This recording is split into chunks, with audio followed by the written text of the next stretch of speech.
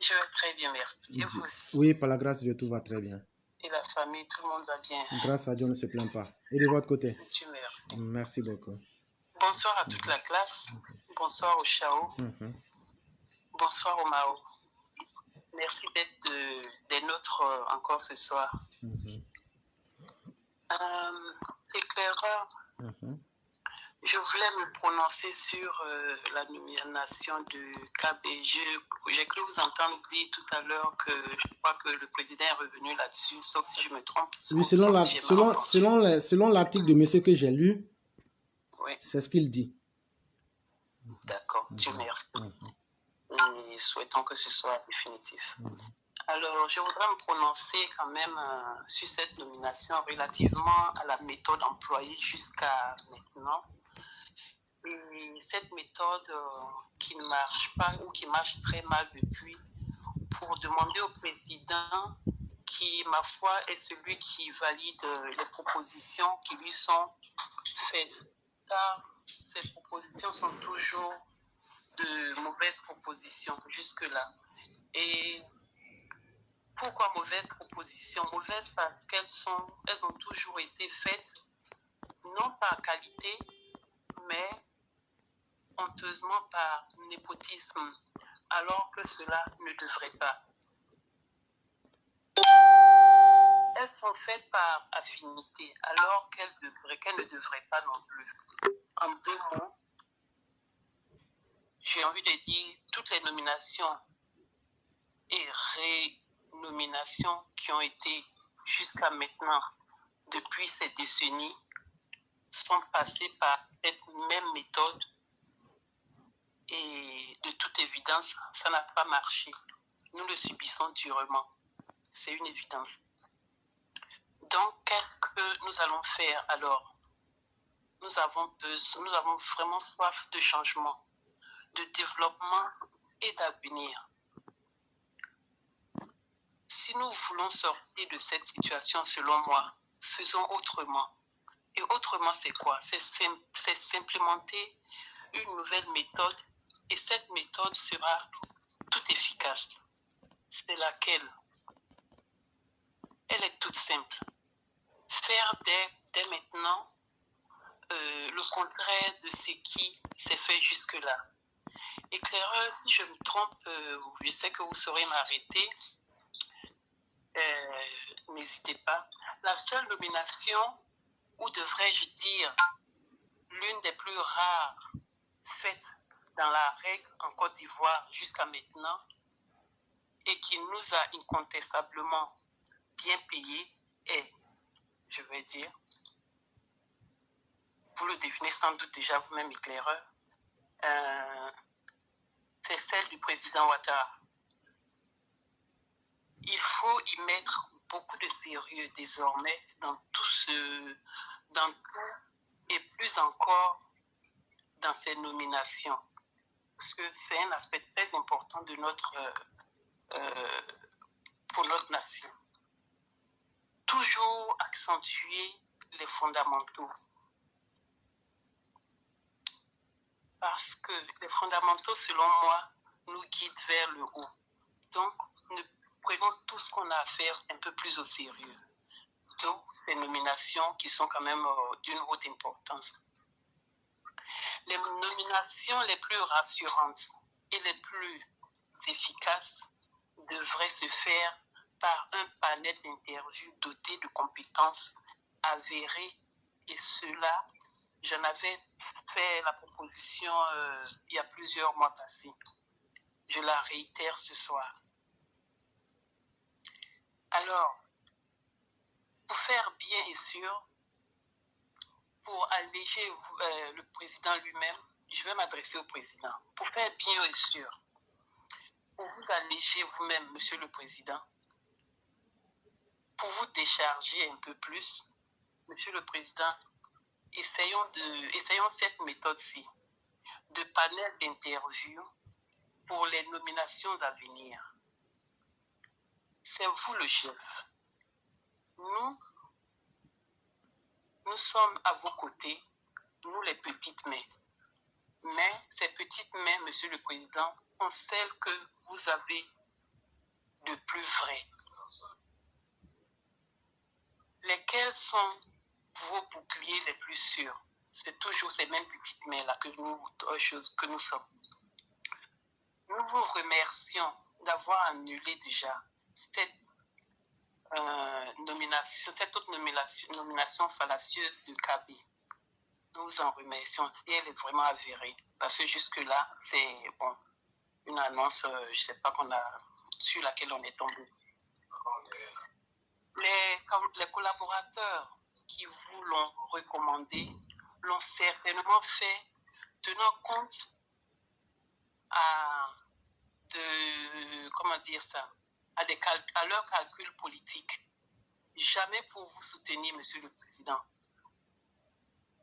Nous vous disons, soyez pas seul à faire tout ce travail.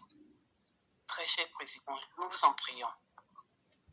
Nous sommes là pour vous et je veux vous emprunter d'ailleurs ces mots qui sont sacrés pour vous et le sont aussi pour nous. Quand ces mots qui sont une pensée forte viennent de vous, c'est sacré, Monsieur le Président. C'est pour ça que je vous les emprunte uniquement à vous. Cette pensée, je vous dis, faites-nous confiance. Et cette pensée est la vôtre, Monsieur le Président. Faites-nous confiance à nous, ces petites mains. Nous, élèves de la classe.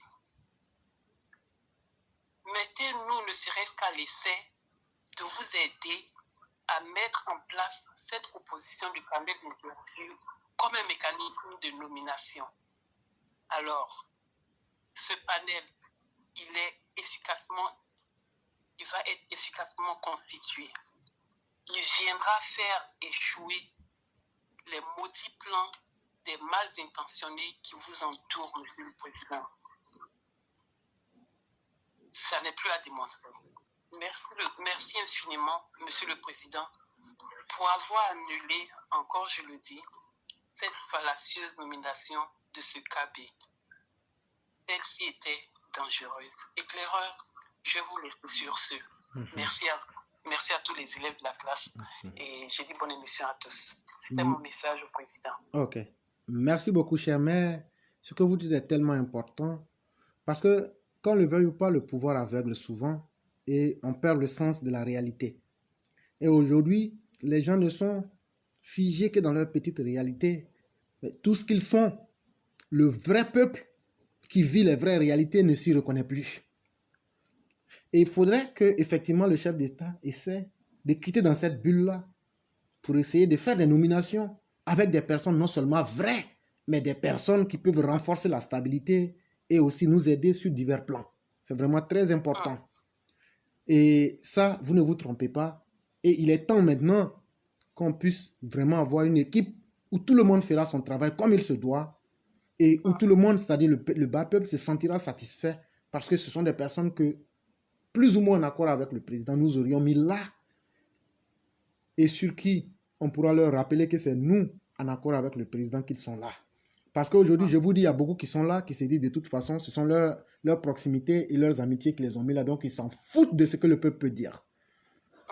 Voilà la réalité. Et c'est très malheureux. Il faut qu'on ramène ces personnes-là sur terre.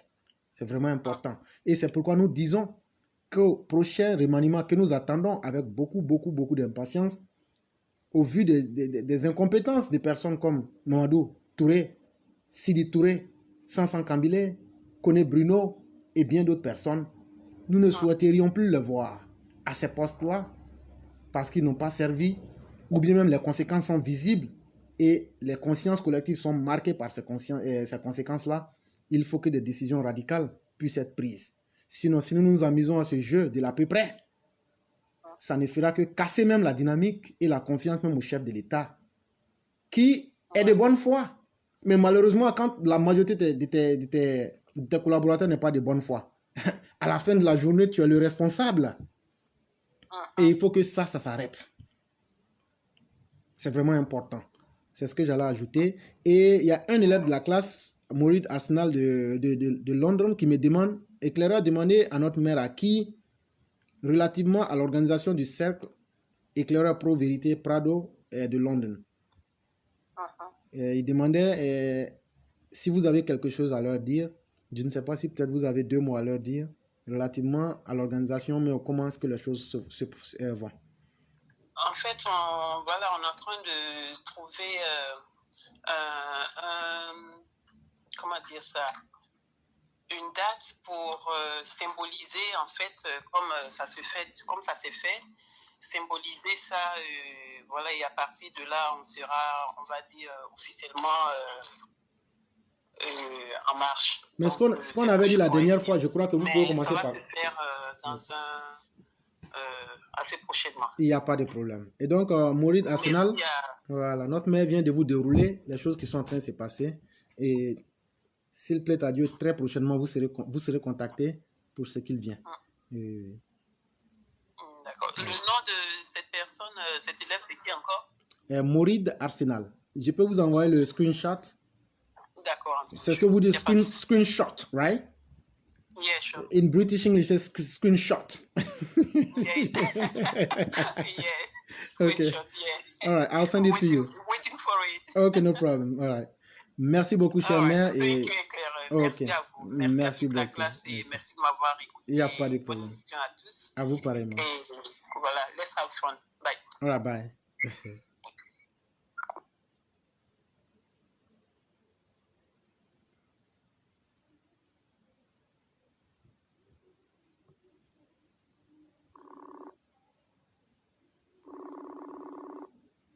Allô?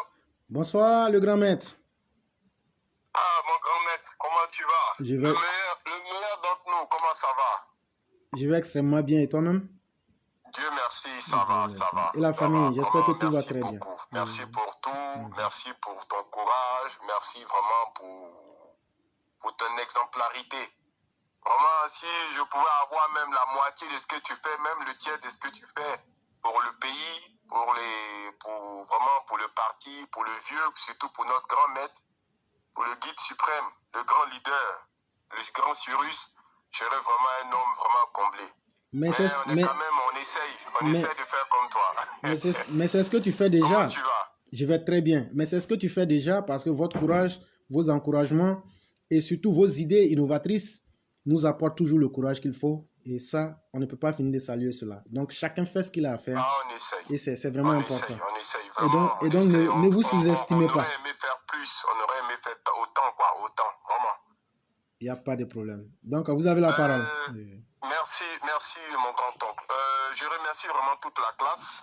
Voilà, je sais qu'on est un peu pris par le temps. Je vais aller directement. Je vais m'adresser à ce vieux perdu là, le babo, le vieux grabataire, jaloux, le vieux jaloux aigri qui a une haine viscérale en lui-même, et cette haine-là même qui va l'emporter outre-tombe. C'est-à-dire que c'est sa haine qu'il essaie de propager là, c'est cette haine-là même qui sera même son propre poison, même il va rentrer dans la terre avec sous terre avec cette haine-là. Il rencontre nos frères ébriés. Et insidieusement, de manière mesquine, de manière sournoise, comme le diable, comme le grand Satan, il essaie toujours d'inoculer son venin de haine. C'est-à-dire que essayer de toucher les bas instincts, les bas instincts de ce peuple-là, pour créer en eux une sorte de rancune, une sorte de... Qu'est-ce que tu es allé parler? Tu parles de 1930, toi l'historien. Mais en temps, tu fais exprès, bon, je vais parler simplement, tu fais semblant d'oublier que toi-même tu as été président. Quand tu as été président, qu'est-ce que tu as fait pour ce peuple? Zéro. Non, il a fait, non, s'il vous plaît, Yann, il a fait quelque chose. Il a fait quelque chose. Le 16 août 2003, il a servi 250 000 litres de déchets hautement toxiques aux Achans. Merci. Voilà. Ça aussi, il faut qu'on rappelle ça. Celui qui dit qu'à Abidjan, les Achans ont été spoliés de leur terre. Mais est-ce qu'il est conscient de ce qu'il dit, ce monsieur-là? Franchement, moi, je dis à mes frères Achans de porter plainte contre ce monsieur-là parce qu'il allait insulter leur intelligence. Il allait les insulter, il allait leur dire que vous n'êtes rien,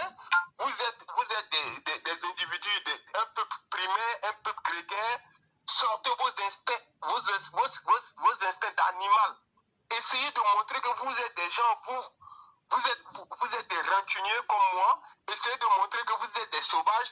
Comme lui, c'est un homme caverneux, c'est un homme des profondeurs, des abîmes, des cavernes. Il a toujours cet instinct grégaire-là en lui qu'il essaye de tout le temps, essayer de sortir ça en lui.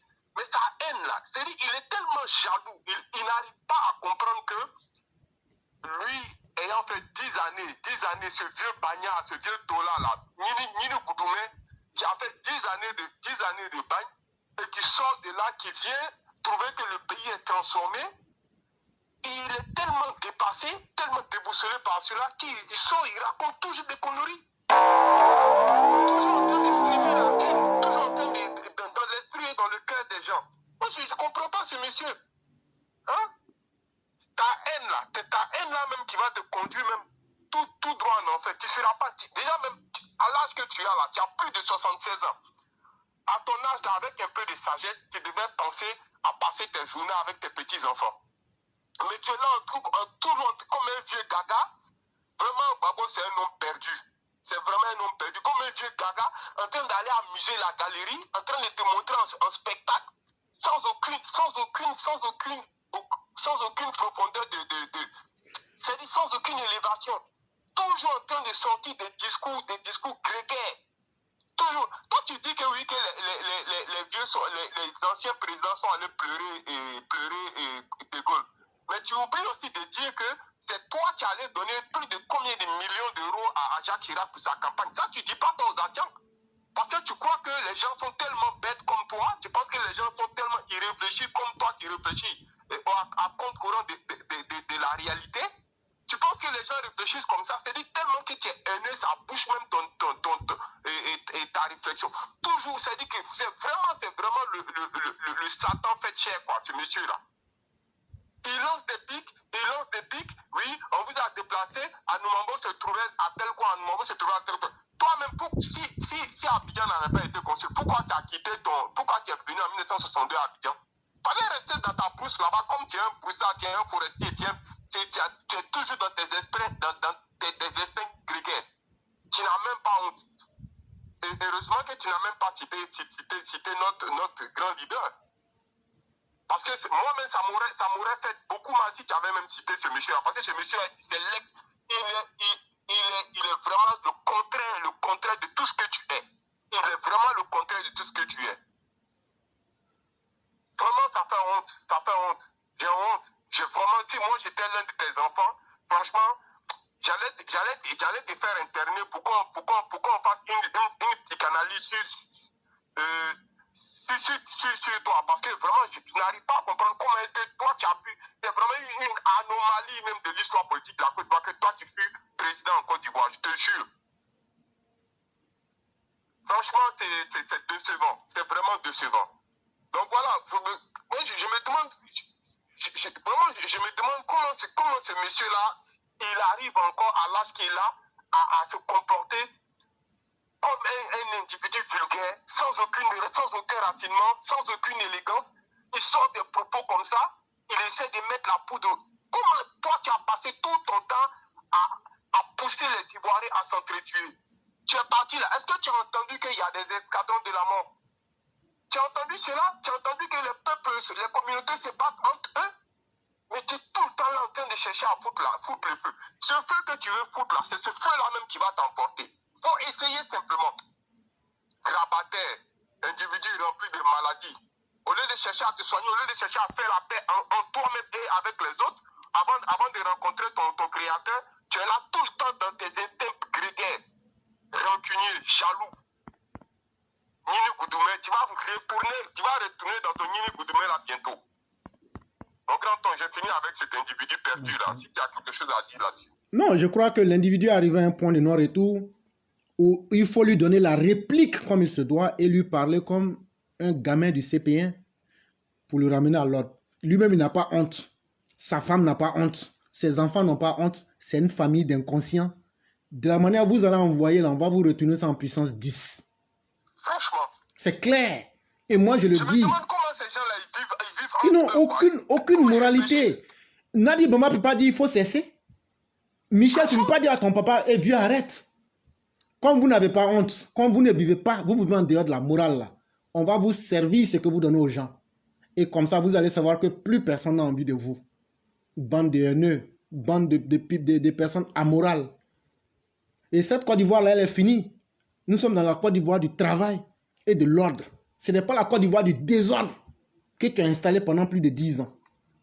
Et ça, moi je le dis, ceux qui veulent attendre. Et c'est pourquoi quand il est sorti de l'avion le 17 juin, j'ai dit que c'est un légume vivant, mais c'est un poison qui est dans la société. Et les gens m'ont trouvé méchant. Mais aujourd'hui, vous voyez, cet individu-là, il ne faut pas faire dans les a priori avec. Et donc, il faut être très ferme avec eux. Et ce que tu as dit, tu as bien fait. Et donc, tu peux continuer. Toujours en train de tirer les esprits vers les esprits primaires. Hommes des cavernes, de profondeur lugubre. Avec un esprit macabre et mortifère. Ton objectif et ta vision là sont toujours la vengeance, le règlement de compte, la rancune. Tu ne vis que dans ça. Je me demande comment tu arrives même à dormir, toi. Avec un esprit empoisonné comme le tien. Est-ce que tu dois te remplir de médicaments avant de dormir?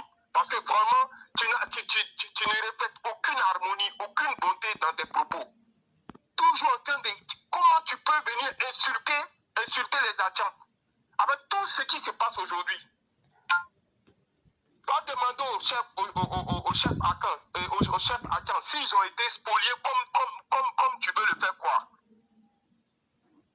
Va demander à Begue Mambé si aujourd'hui là c'est le fait d'être avec le président Ouattara, où il était aujourd'hui, où il est arrivé. Tu n'as même pas fichu, même tes bons petits là, les affines de ça là t'ont lâché. Il n'y a que des morts, il n'y a que des personnes perdues qui te suivent. Des croque-morts. Ce sont les croque-morts qui les suivent. Je te jure, des gens qui ne savent que conjuguer le futur à travers la mort, le sang, la haine.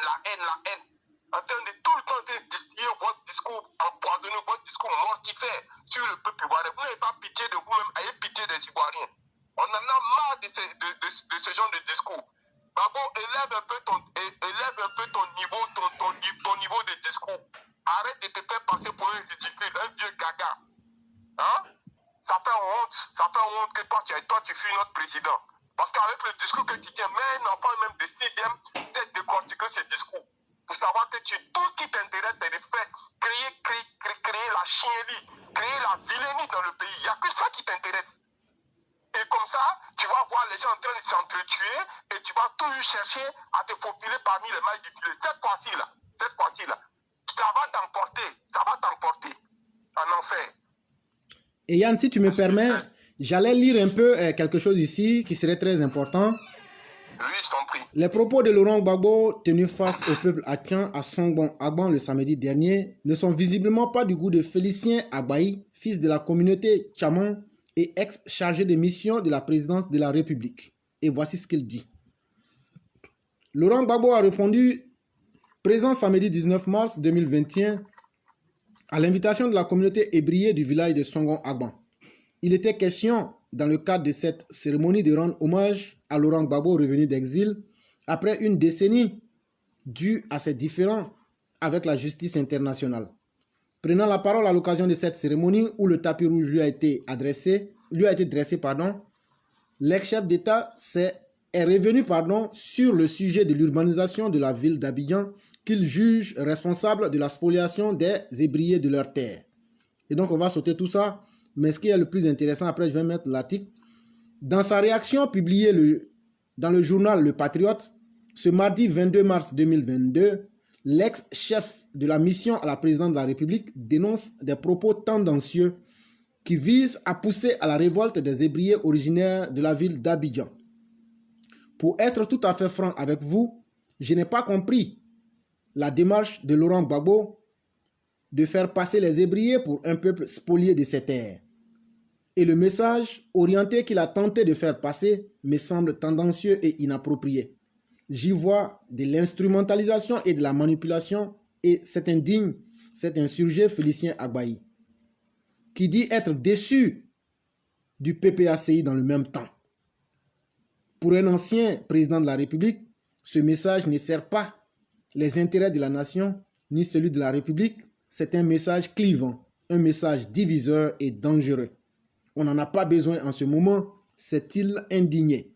Et de poursuivre. Je suis très déçu de Laurent Gbagbo. Il me semble complètement dépassé. Gbagbo est un comien qui a un gros problème avec le développement. C'est un ennemi du développement. Les Hébriers n'ont pas besoin de son Yako et de sa personne lui-même à lâcher l'intervenant.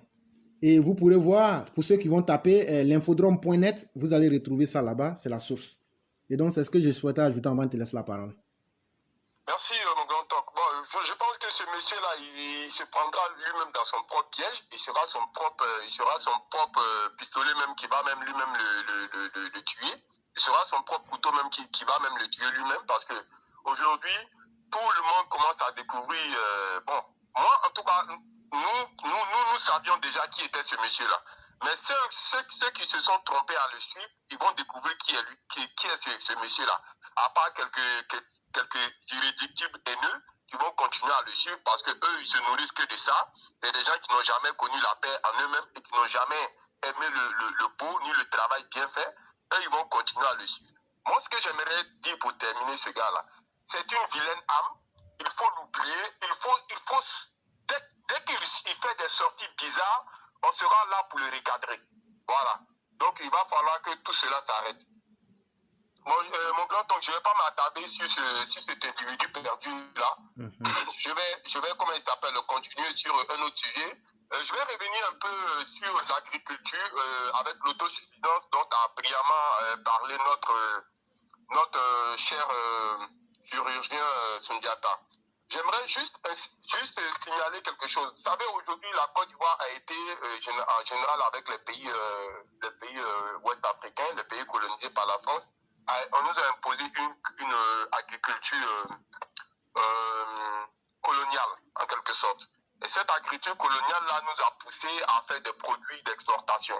Aujourd'hui, je pense qu'avec la crise que nous vivons en ce moment, tout ce que nous vivons comme crise en ce moment, doit nous permettre de changer de paradigme de manière progressive, en commençant tout doucement à penser à faire des cultures vivrières, à développer les cultures vivrières pour simplement créer un marché intérieur.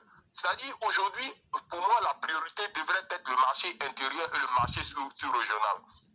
Et aussi, sans oublier aussi de créer des conditions pour la transformation, aller plus vers une industrialisation de notre agriculture d'exportation. Voilà. Et je pense que le plus important pour moi, c'est le produit fini. C'est le produit qui est directement consommable. Et pour cela, nous devons vraiment mettre l'accent sur les cultures vivrières et aussi créer aussi des conditions de telle sorte qu'il y ait vraiment une politique vraiment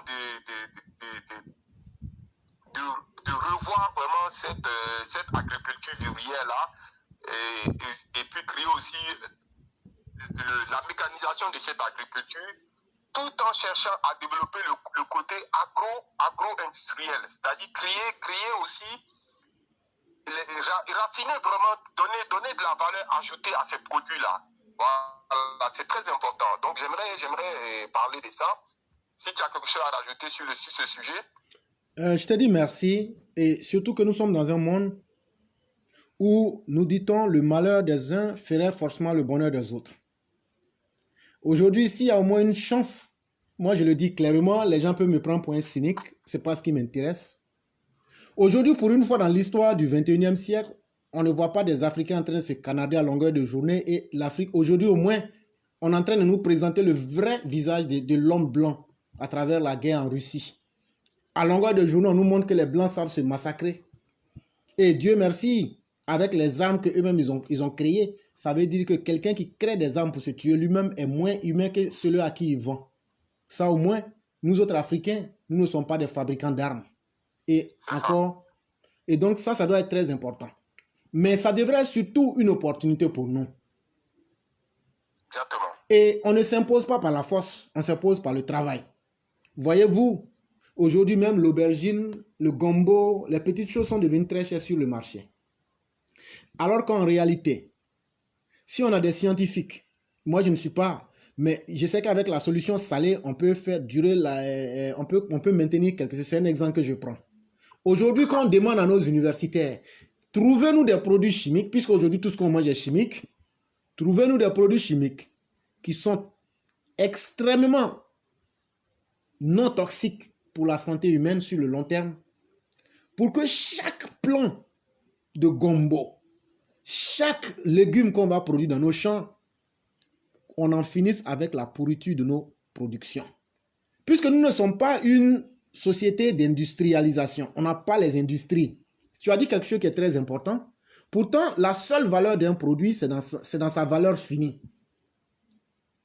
Quand on produit le riz, là, même si c'est avec la main, on va piler, là, une fois que on enlève la coque, ça devient un produit fini. Ça veut dire quoi? C'est à nous les Africains de regarder. On n'a pas les industries, mais on peut occuper le marché des légumes et des produits simples qu'on peut transformer.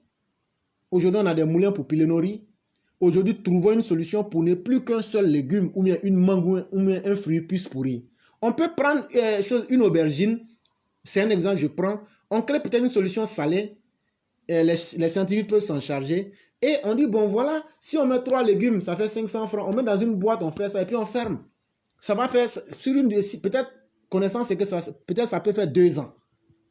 Vous allez voir qu'on ne va plus parler de légumes sur les marchés. Parce que tout sera mis en boîte et la durée de conservation sera là et autres. Voilà la seule manière par laquelle on pourra s'en sortir et être capable d'exporter ces produits-là. Et c'est très important parce que l'industrialisation, ce n'est pas évident qu'on l'aura. Mais au moins, ce qu'on peut déjà faire simplement, là, réfléchissons dessus. Et c'est une volonté collective, c'est ce que j'allais ajouter. Pour emboîter dans ton pas, même aujourd'hui, là, il y a une crise de l'engrais, il y a une crise mondiale de l'engrais parce que la plupart des engrais viennent de la grande quantité de l'engrais au niveau mondial, viennent de cette zone-là aujourd'hui où il y a la guerre, c'est-à-dire la Russie et l'Ukraine. Mais avec les déchets végétaux, là, les restes de nourriture, là, on peut faire de l'engrais. Moi, chaque fois, je donne l'exemple du projet Sorail, de M. Samundio, qui est le prêtre dominicain qui est au Bénin aujourd'hui. Yann, c'est un exemple vraiment qui doit faire cas d'école. Yann, tout ça même c'est long. Partons sur le postulat que nous sommes pauvres en tout. Voilà. Mais au moins que Dieu nous a donné la capacité de réfléchir et au moins la capacité de pouvoir retourner en arrière et regarder nos ancêtres. Je prends par exemple les cultures du Nord, ou je veux dire les cultures sahélo-sahéliennes, oui, qui n'ont pas assez de forêt. Mais comment les gens font pour faire agriculture au Mali, Burkina? Exactement. C'est simple là. Dans ces pays-là, les gens ne mangent pas le canard. Caca de canard, là, c'est l'or là-bas. Ils prennent, tu mélanges avec un peu d'eau. Quand tu verses sur la terre, là, tu attends. C'est de l'engrais naturel. Et donc, pourquoi ne pas créer ce genre de choses-là et produire autant de ces animaux-là et utiliser ces engrais qui sont à la fois non toxiques et qui sont très naturels. Et on avait des systèmes pour faire nos agricultures. Aujourd'hui, on peut revenir à tout ça, mais c'est une question de volonté. L'homme noir n'aime pas le travail.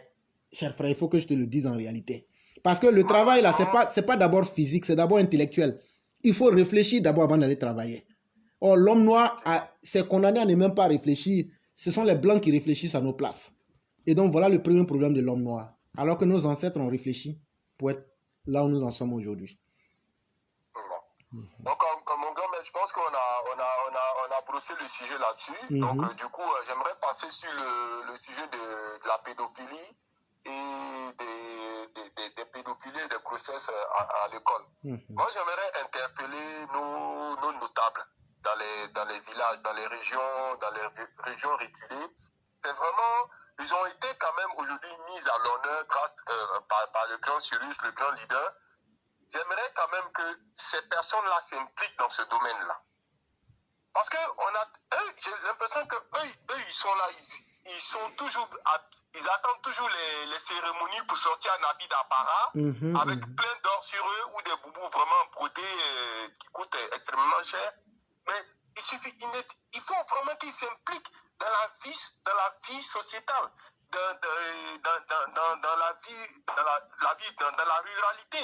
À travers ce genre de problèmes, nos notables là, ils peuvent réagir, ils peuvent chercher à trouver des solutions, conscientiser les jeunes, et puis quand même, ils ont quand même une voix qui est écoutée.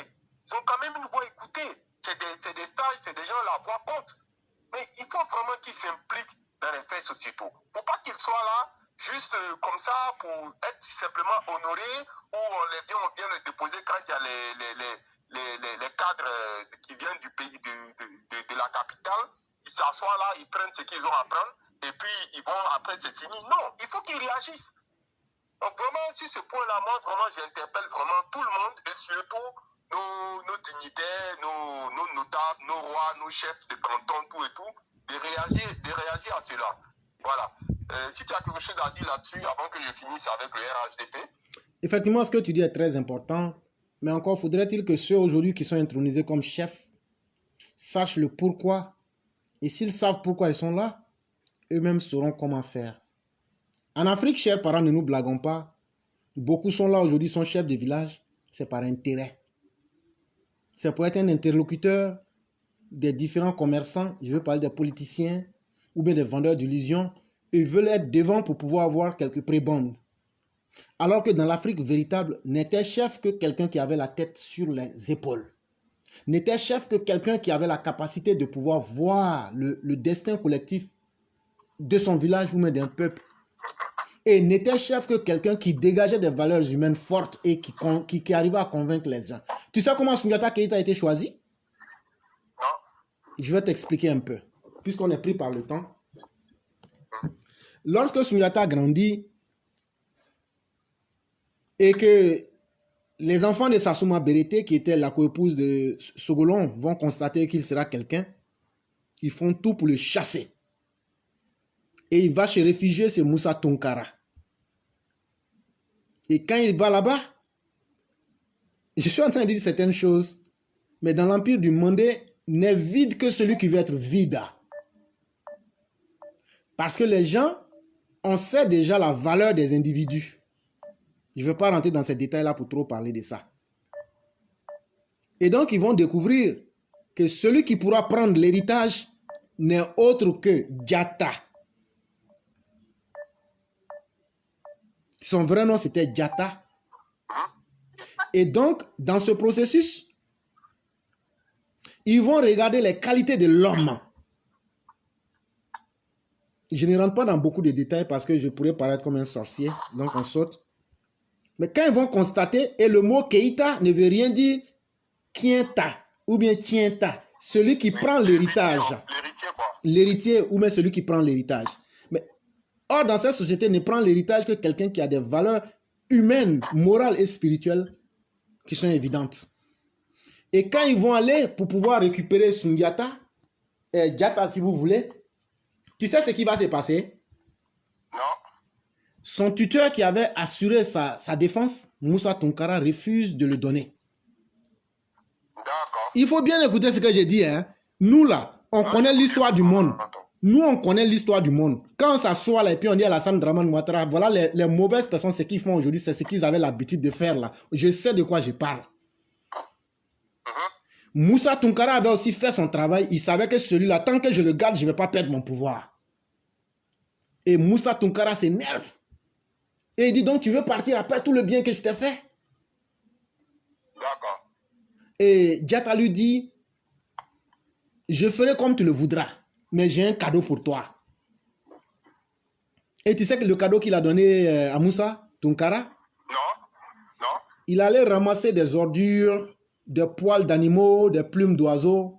Il a mis dans une calebasse. Ce que je dis là, je suis en train de dire ça sous la gouverne de ceux qui sont des africanistes, de ceux qui connaissent l'homme noir. Et moi, quand je parle de l'Égypte, là, je sais de quoi je parle. Je ne suis pas dans l'Égypte des kamites ou même des mythes. Je parle des vraies choses qui ont existé et des vraies choses qui sont vérifiables. Quand il a mis tous ces détritus là dans la calebasse, il allait remettre ça directement à Moussa Tounkara sans forme de procès. Et Moussa Tounkara, qui est un roi, lui dit, mais est-ce que tu es en bonne santé ou bien qu'est-ce qui se passe? Et les voyants qui sont autour de Moussa Tounkara lui disent, tu t'amuses, mais le message qu'il est en train de te donner là, laisse-le partir. Laisse-le partir. Le message qu'il est en train de te donner là, c'est trop fort. Laisse-le partir.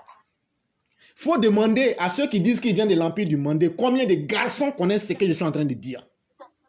Je dis bien, je lance un défi à ceux qui disent qu'ils tapent la poitrine. Nous, on est Maliens là. Il y a combien parmi vous qui connaissez cette histoire que je suis en train de raconter? Donc quand on s'assoit, on vous regarde là. Si vous étiez réellement les descendants de Soundiata Keïta, vous n'allez pas insulter Alassane Ouattara. Si vous étiez les descendants des 313 000 saints, vous n'allez pas être des gens qui seraient en train d'insulter les gens. Vous dites que vous êtes des descendants des saints et vous êtes devenus des insulteurs publics. Ça veut dire que vous n'avez pas eu la bénédiction de ces saints-là. Mais ça, c'est une histoire, on saute dessus. Et donc, quand Soundiata vient, il n'a pas été nommé roi, hein? Et il n'a pas été désigné roi. J'ai dit, il n'a pas été nommé, il n'a pas été désigné, il n'a pas été voté. Quand il vient, les gens lui disent, tu es venu, bienvenue. Fais tes preuves. Parce que nous savons une chose, tu dois être le roi du Mandé. Et Soundiata leur dit, voilà le message qu'il leur a dit. Il dit, moi-même là, je ne suis rien sans vous. Allez réunir d'abord tous ceux qui doivent être capables d'être à mes côtés. Sinon, moi-même, je ne suis rien et je me mets à votre disposition. Voilà comment Soundiata est devenu roi, son humilité. Il dit, vous avez fait de moi quelqu'un de grand. Vous m'avez mis devant vous, mais moi, je me mets derrière vous. Vous-même là, choisissez les gens qui vous avez confiance et mettez-les à côté de moi. Et comme ça, on va évoluer. Mais s'il avait dit, comme vous m'avez élu roi là, bon voilà, je prends des autres, on allait l'enlever. Exactement. Et quand je dis on là, je sais de quoi je parle. Parce que chaque famille dans le Mandé a une fonction bien précise. Il y a des familles qui sont là, qui ne prennent jamais le pouvoir, mais qui instaurent les rois. Les nobles. Les nobles et les rois. Et c'est pourquoi tu retrouveras les Koulibaly et les Keïta qui peuvent être des rois, mais de deux façons différentes dans le Mandé. C'est un exemple que je te prends. Et donc, quand il a dit ça, les gens ont commencé à réunir les troupes. Il y a eu, je crois, 3 ou 4 batailles de Kirina, hein, avant de vaincre Soumangolo Kanté. Ngolo, le fils de Soumba, que vous appelez Soumanguru Kanté, là, avant de le vaincre, là, il y a eu 4 grands combats. C'est 5e ou 4e combat, on l'a vaincu. Et donc, ce que tu vois là, Bobo Dioulasso, là, Bobo Dioulasso du Burkina que tu vois là, quand ça chauffait là, tous les guerriers de là-bas, les vrais gars, on connaît leur nom, ils ont existé sur la terre. J'ai fait comme on est pressé. Et donc, on a recruté partout. Même le Ghana que tu vois là, on appelait ça la chantier. Sinon, le vrai Ghana même là, c'est le Kumbi Salé. Allez demander. Ghana là même, ça veut dire quoi? Ceux qui disent Ghana, Ghana là, vous êtes en retard. Ghana, ça veut dire lion roi. Et donc, c'est lorsque la bataille de Kirina va finir qu'on va le consacrer 1 an après. Je dis bien 1 an après, hein? Ils ont mené les hostilités, ils ont réuni toutes les troupes de toute la sous-région ouest africaine. Quand ils ont fini de vaincre Soumanguru Kanté, c'est 1 an après la bataille de Kirina qu'ils ont consacré. Je demande aux Maliens qui disent qu'ils connaissent le Mandé, parce qu'aujourd'hui on appelle Mali là. Quel est l'hymne national du Mandé? L'hymne national du Mandé là, ça est quelque part, mais vous-même vous ne connaissez pas. Il faut prendre l'hymne national du Mali là. Tu écoutes.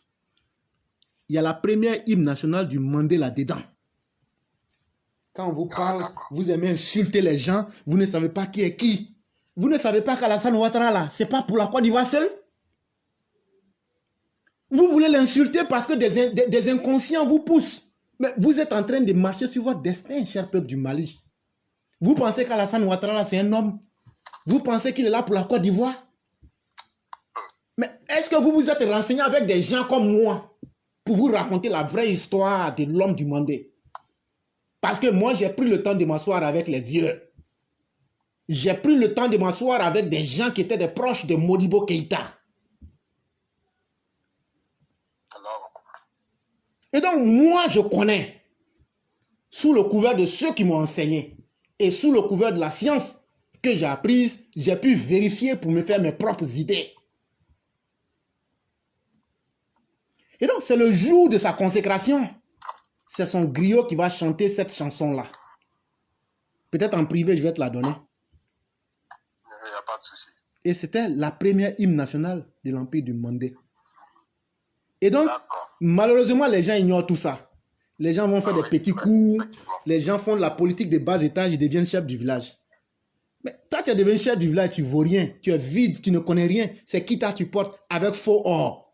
Alors qu'un vrai chef de village africain, là, même si toi-même tu n'es pas sorcier, le jour où tu deviens chef du village, dès que le soleil tombe, à partir de la nuit, je vais dire vers les 21h jusqu'à 4h du matin, là, tu deviens un sorcier, de gré ou de force. Tous les sorciers de ton village, ou même de la contrée qui ont des intérêts dans ton village, là, viennent te voir. C'est vrai, c'est toi qui es le chef officiel dans la journée. Tu n'as rien à voir avec moi, mais on ne va pas te manquer de respect. Est-ce que tu peux nous permettre de faire nos activités? Même les sorciers respectent les gens.